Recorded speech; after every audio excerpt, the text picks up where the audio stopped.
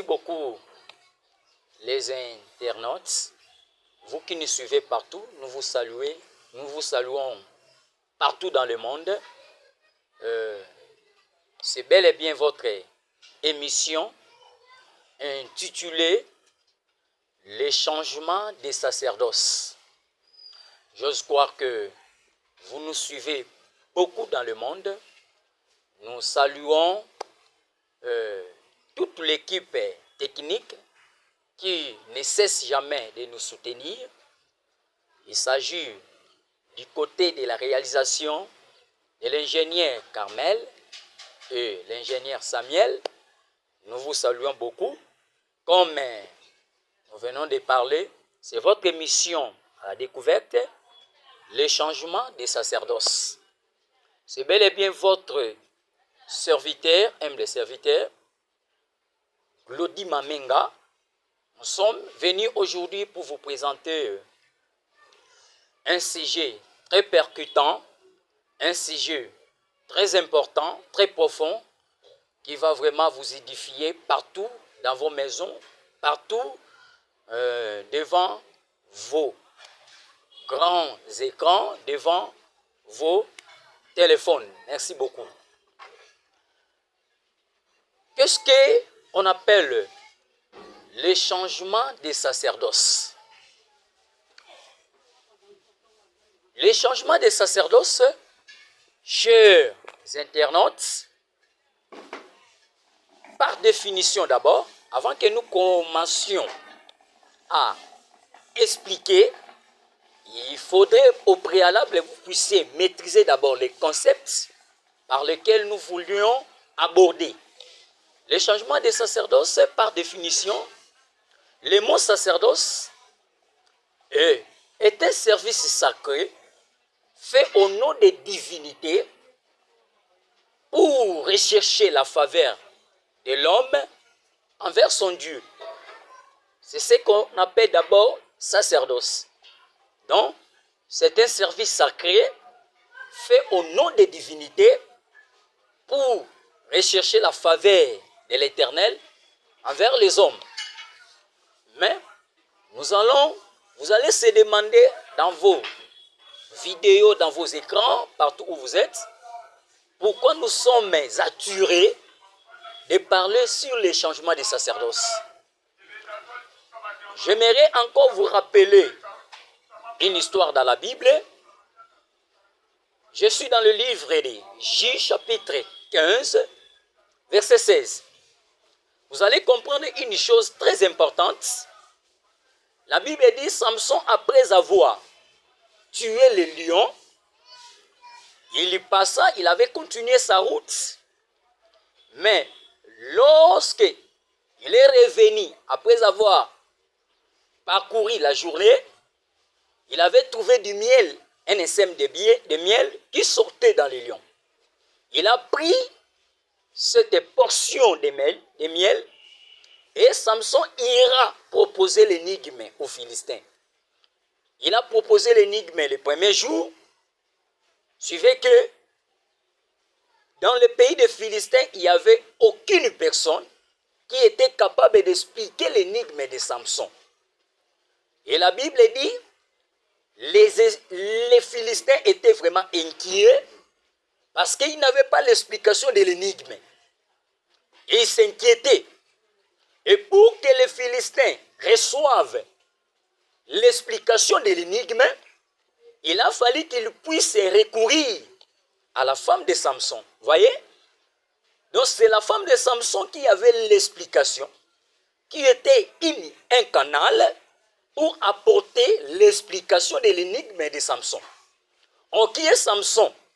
Le véritable Samson, c'est notre Seigneur, c'est notre Dieu. Nous croyons qu'il y a eu un temps que notre Dieu avait proposé à ce monde, à l'humanité, un énigme. Voyez? Et remarquez que tout le monde était incapable de répondre ou d'expliquer à l'énigme de Samson. Or, qu'est-ce que l'énigme de Samson? Ce sont les Écritures.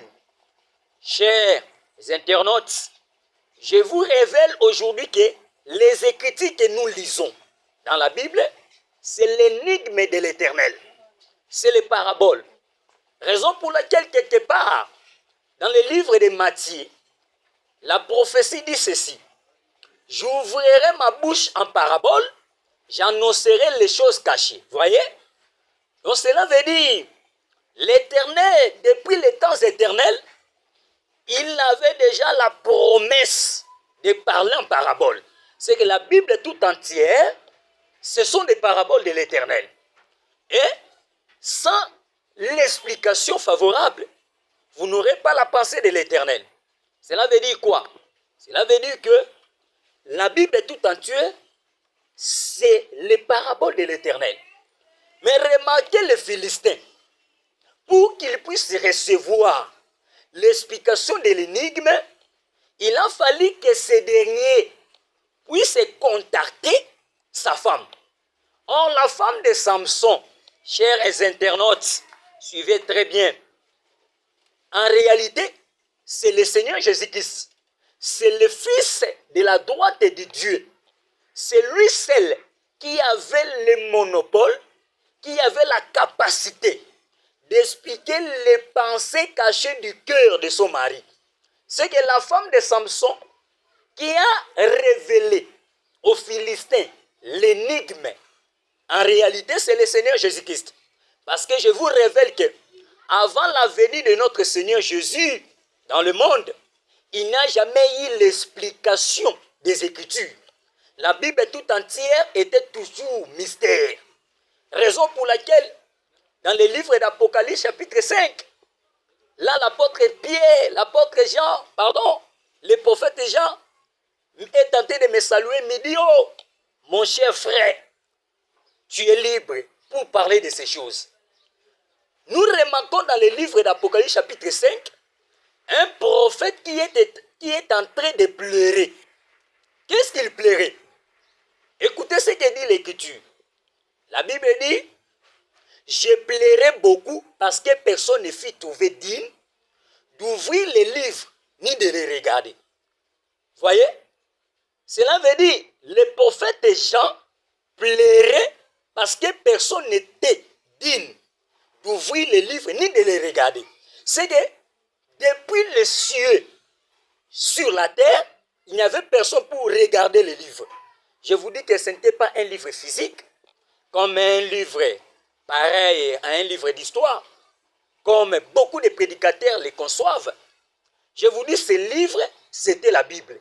Ce livre, c'était la pensée de Dieu, qui était mystère durant le temps de l'Ancienne Alliance. Mais qui devait ouvrir ce livre, c'était bel et bien le Seigneur Jésus.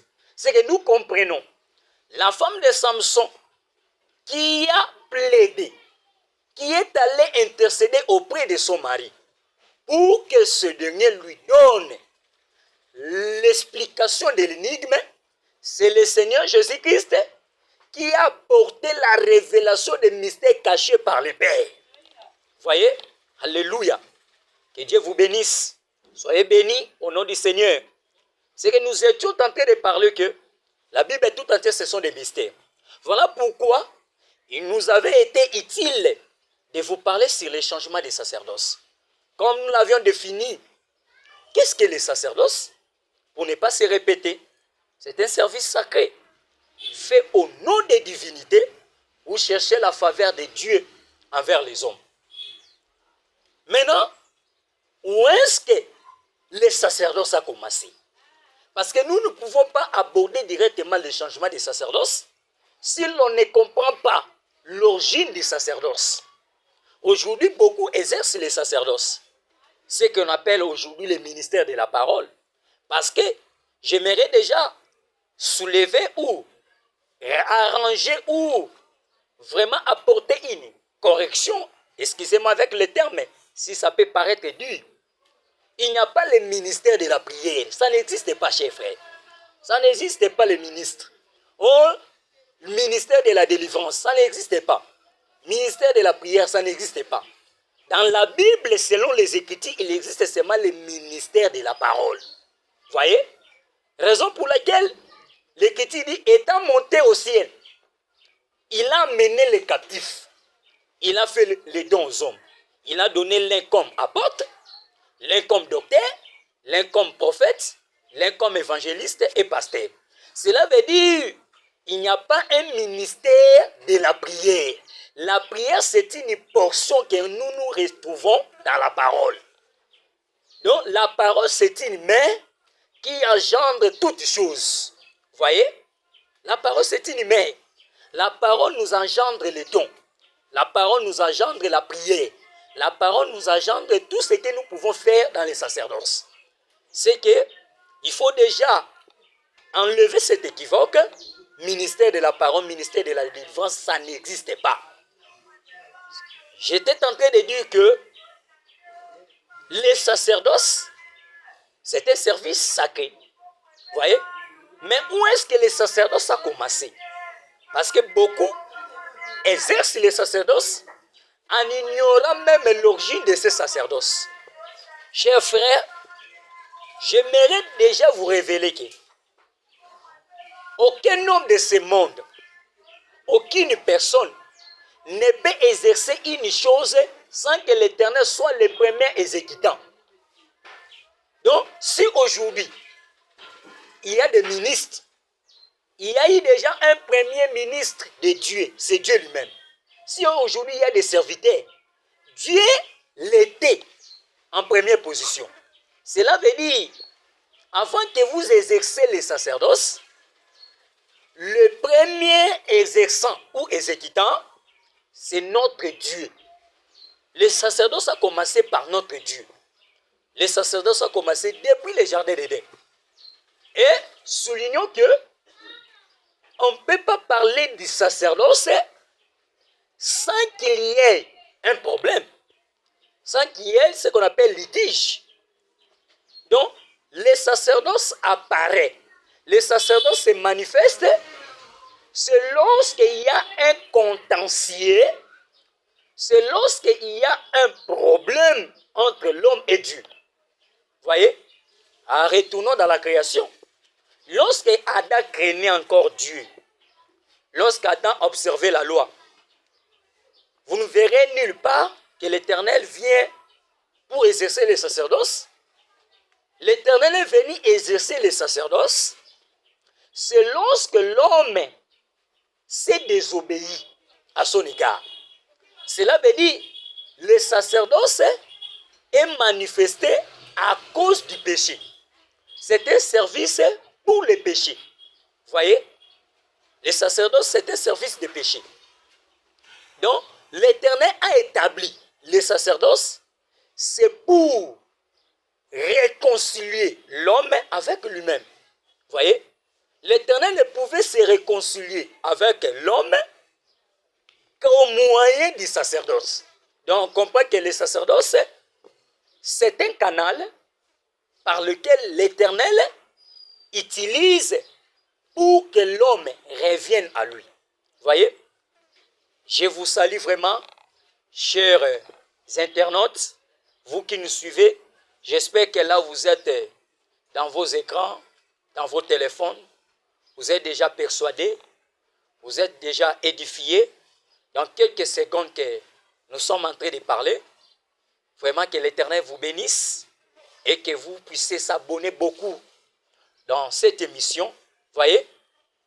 Donc, on parle du sacerdoce à cause d'un problème, à cause d'un litige de l'homme avec Dieu. Vous voyez?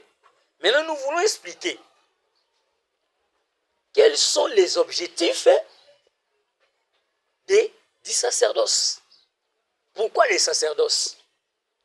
D'abord, l'objectif du sacerdoce, comme explique sa définition, c'est chercher la faveur de Dieu envers l'homme. Vous voyez? Donc, nous cherchons la faveur de l'Éternel envers l'homme à travers les sacerdoces.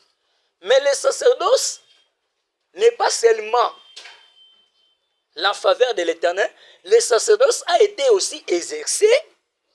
C'était pour la bénédiction, pour le pardon. Il y avait beaucoup d'objectifs pour les sacerdoces. Et nous voulons expliquer les éléments du sacerdoce. Beaucoup exercent les sacerdoces, mais ne savent pas de quoi est composé le sacerdoce. Soyez bénis au nom du Seigneur. Les sacerdoces, quand on parle du sacerdoce, il y a 3 éléments principaux que nous devons retenir. Il y a d'abord la divinité. 1.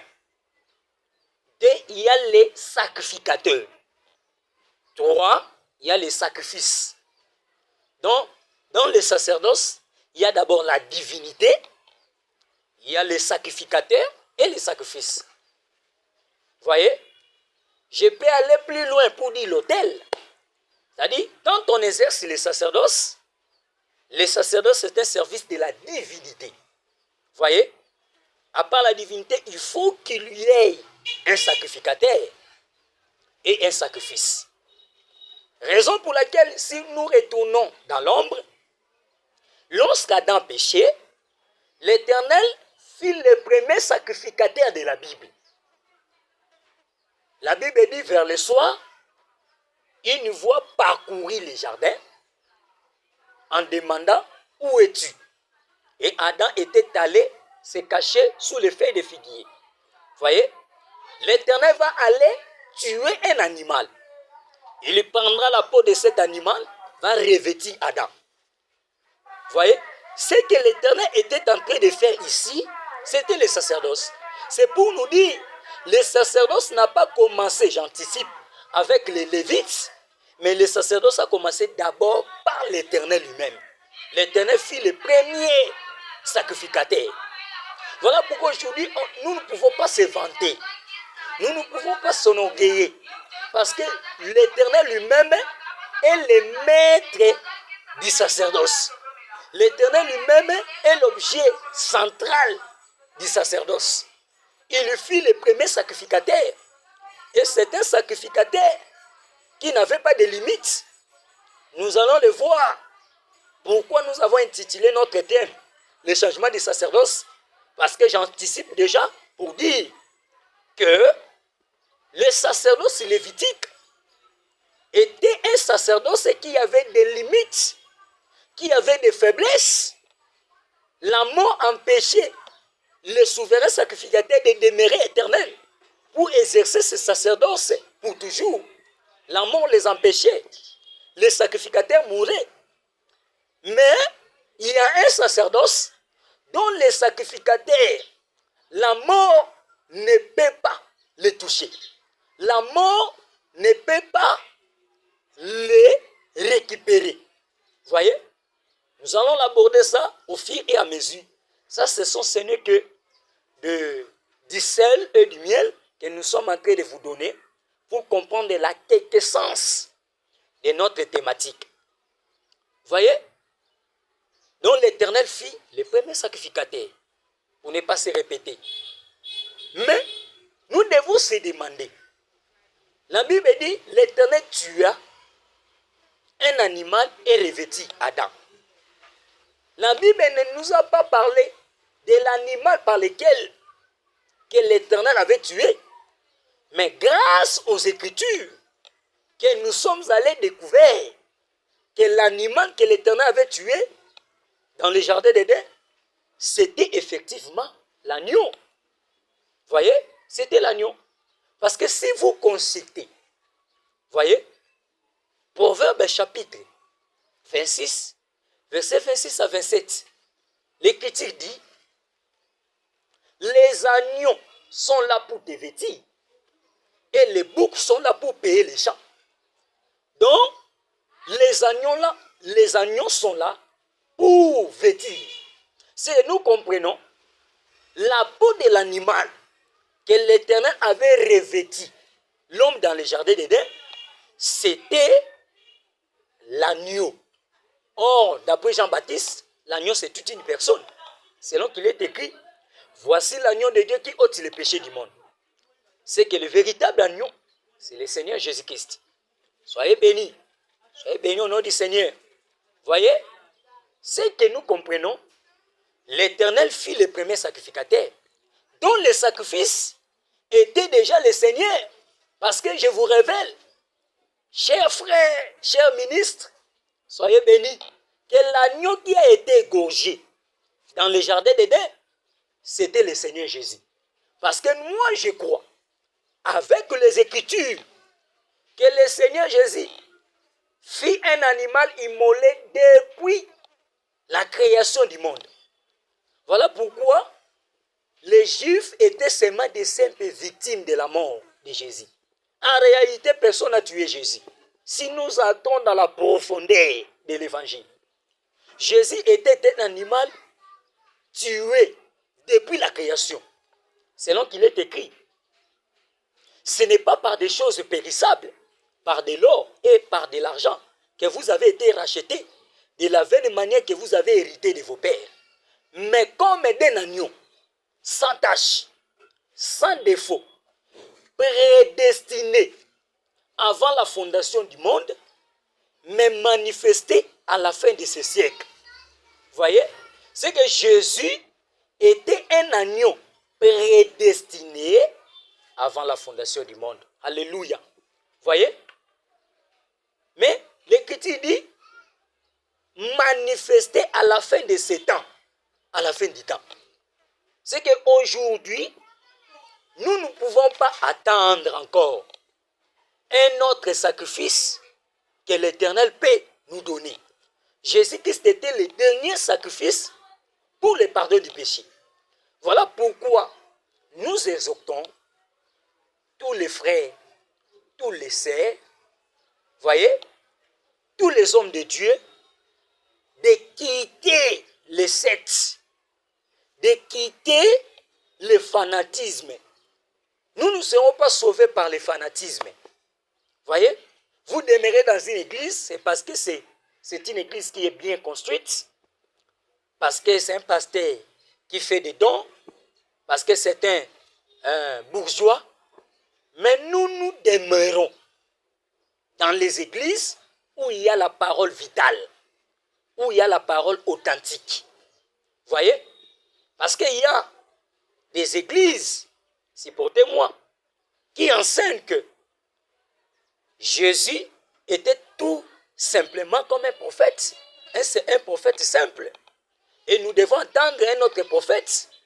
Et nos frères autres, ils confessent qu'il y a un autre message aujourd'hui, voyez, que nous devons écouter pour que nous soyons sauvés. Je vous dis, par l'amour de Christ, le message authentique que nous espérons à l'enlèvement, c'est celui que l'Éternel nous avait donné à travers le Seigneur Jésus-Christ. Je vous dis, la venue du Seigneur, c'était pour nous accorder l'évangile authentique, l'évangile du salut, l'évangile par lequel nos âmes seront sauvées. En dehors de Jésus, nous ne pouvons pas attendre encore un autre prophète. Nous ne pouvons pas attendre encore un autre message. Parce que, comprenez, parce que la Bible tout entière parle d'abord de notre Seigneur Jésus-Christ. Est-ce que vous le savez? La Bible dans sa totalité parle d'une seule personne. Selon qu'il est écrit.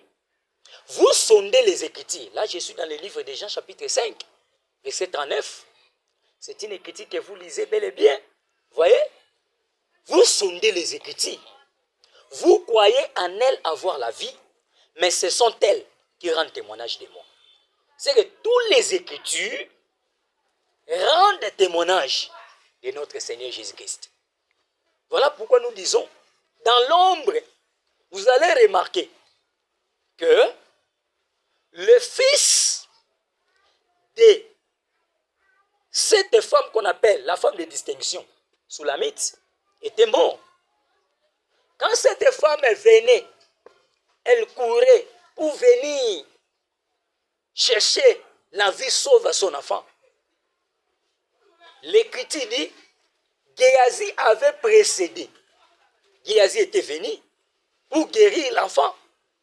Mais remarquez que tous les exercices, tous les acrobaties que Géasi avait fournis n'avaient pas abouti. Voyez? Qui est Géasi? Qui était venu en première position? Géasi est l'image de tous les prophètes qui ont échoué au salut de l'humanité. Parce que nous croyons, ce fils ici, c'est l'image d'Adam, c'est l'image de l'humanité qui souffrait d'abord la tête et à la fin, le corps tout entier va tomber, va mourir. C'est que cet enfant a commencé à souffrir d'abord la tête.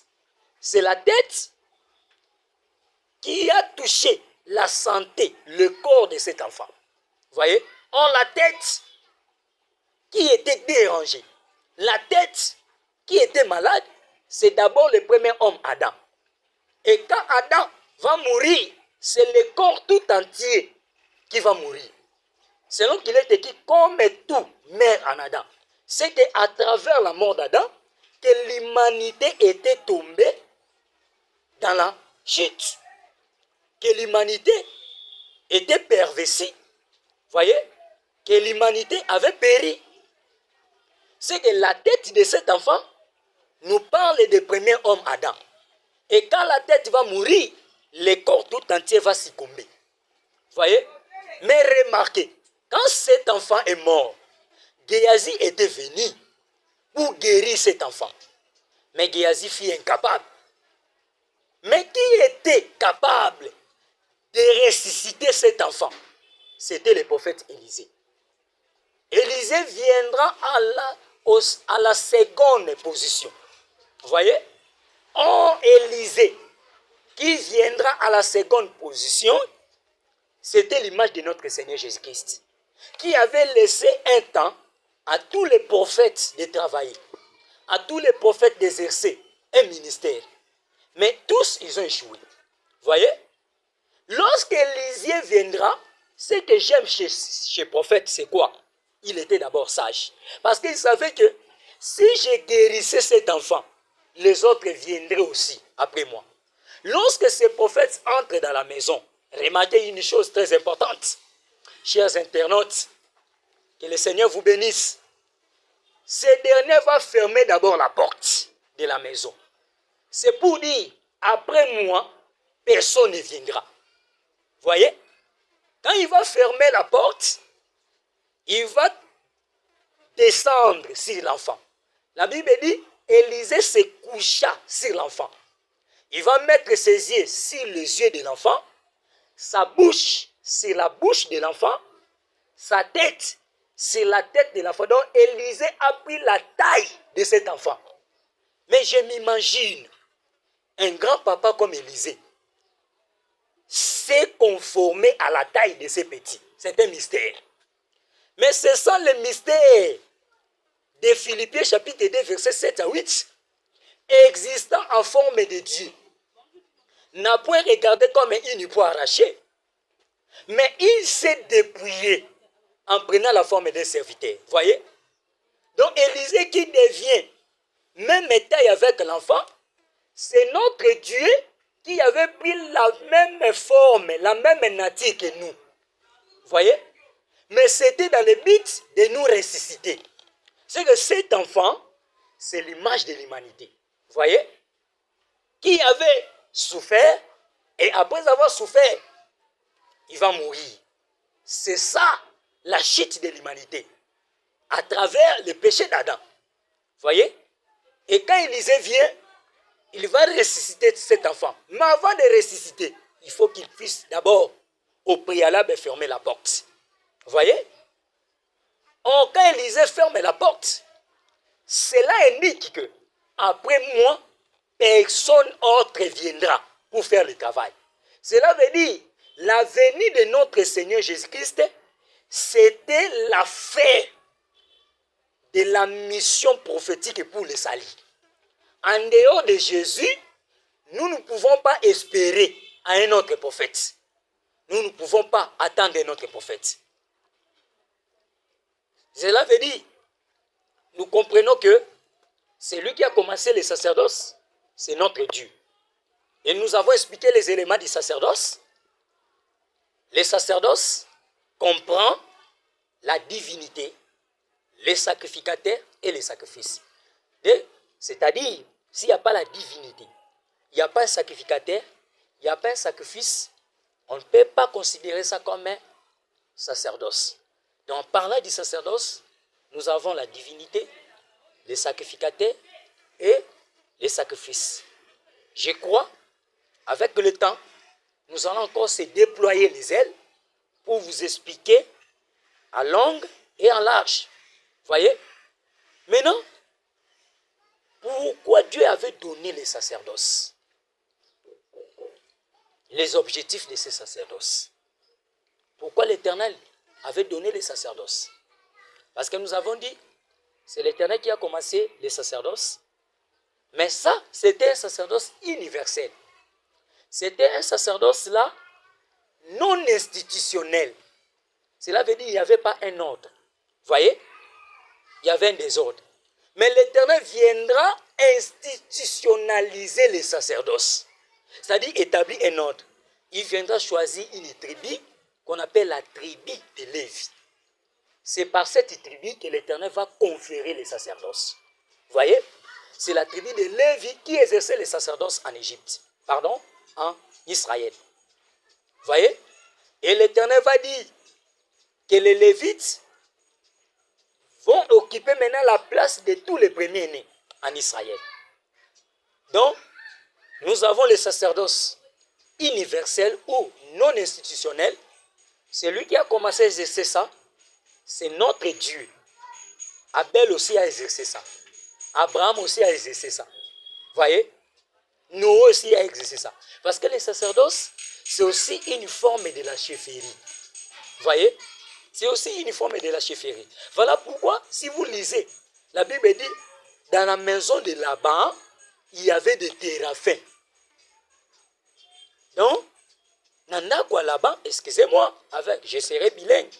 Il y avait des téraphins. Et ça qui n'a biqué quoi. Donc, Laban était un idolâtre. Ce que Laban faisait là, c'est aussi les sacerdoces. Parce que les sacerdoces, ce n'est qu'un service pour chercher la faveur de Dieu envers les hommes. Et ce service se faisait en plusieurs manières. Il y avait d'autres peuples qui invoquaient le soleil, il y avait les autres qui invoquaient la lune, il y avait des autres qui invoquaient la mer, il y avait des autres qui invoquaient leurs pères, leurs ancêtres. Donc, dans l'ancienne alliance, où avant les sacerdoces lévitiques, les sacerdoces étaient d'abord non institutionnels. Chacun exerçait ça de sa manière. Maintenant, l'Éternel viendra institutionnaliser ça à travers la tribu de Lévi. Là, il y aura maintenant l'ordre. Il y aura une tribu bien choisie que l'Éternel va ordonner à tous les restes des tribus de venir les consulter pour avoir le pardon du péché, pour être bénis, pour bénéficier de la faveur de l'Éternel. J'ose croire, notre intervention a été vraiment très percutante dans vos écrans. Merci à vous tous qui nous ont suivis en longue et en large. Vous qui patiemment, vous avez sacrifié votre temps de nous suivre, comme nous l'avions souligné au départ. C'est votre mission, le changement des sacerdoces. Il faut que nous sachions dans quel sacerdoce nous servons l'Éternel. Et réellement, ce que nous faisons là, c'est le sacerdoce reconnu par l'Éternel ou ce n'est pas reconnu. Parce que le fondement de l'Évangile, c'est d'abord le changement des sacerdoces.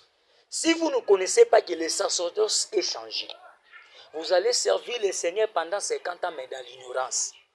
Vous allez servir, vous allez monter dans les montagnes, vous allez faire des dons, vous allez faire n'importe quoi, croyant que vous servez le Seigneur, mais vous êtes à côté. Il faut que vous sachiez, avec l'axis, voyez, que le sacerdoce est changé. Là, ce n'est pas le fruit de mon raisonnement. Je suis dans le livre d'Hébreux chapitre 7, verset 11. Là, l'Écriture dit, le sacerdoce étant changé, il est nécessairement le changement de la loi. Voyez? Donc aujourd'hui, il faut que nous sachions que le sacerdoce a changé. Comme les Lévites ont servi, ce n'est pas également ce que nous devons faire aujourd'hui. Beaucoup de choses qu'ils ont pratiquées comme les coutumes, beaucoup de choses qu'ils ont fait dans l'ancienne alliance étaient des allégories, étaient des mystères. Il faut que nous entrons dans la profondeur pour connaître quelle était la pensée éternelle, la pensée exacte du Tout-Puissant. Parce que ces jours-là, la femme samaritaine aussi croyait qu'ils avaient l'adoration. Mais Jésus était venu la révéler qu'en réalité, il ne servait pas, il n'adorait pas. Selon qu'il est écrit, l'heure vient et elle est déjà venue où les vrais adorateurs adoreront le Père en esprit. C'est pour vous anticiper déjà que l'adoration est d'abord spirituelle. L'adoration n'est pas physique. Aujourd'hui, nous voyons des prédicateurs utiliser de l'huile, utiliser des sels, utiliser tout ce qu'ils ont lu dans l'ancienne alliance. Ils ont lu dans la loi de Moïse. Or que ces choses étaient d'abord des ombres, n'étaient pas des réalités, c'était des mystères. Je crois, si vous avez de l'oreille, vous comprenez déjà où nous sommes en train de partir, nous sommes en train d'avancer. Nous allons réveiller ces choses par la grâce de Dieu. Que le Seigneur vous bénisse partout où vous êtes. C'était bel et bien votre frère, serviteur de Dieu, Lodi Mamenga, de l'Assemblée des Saints de Kouta, numéro 51. Nous bénissons encore toute l'équipe technique qui nous avait accompagnés et les chefs de cette chaîne YouTube. Que le Seigneur lui bénisse. Soyez bénis partout. Abonnez-vous, suivez-nous dans le temps réel. Que le Seigneur vous fasse grâce, que le Seigneur soit avec vous, que le Seigneur vous bénisse, qu'il vous accorde une longue vie, une excellente journée à vous. Merci, soyez bénis, je vous remercie.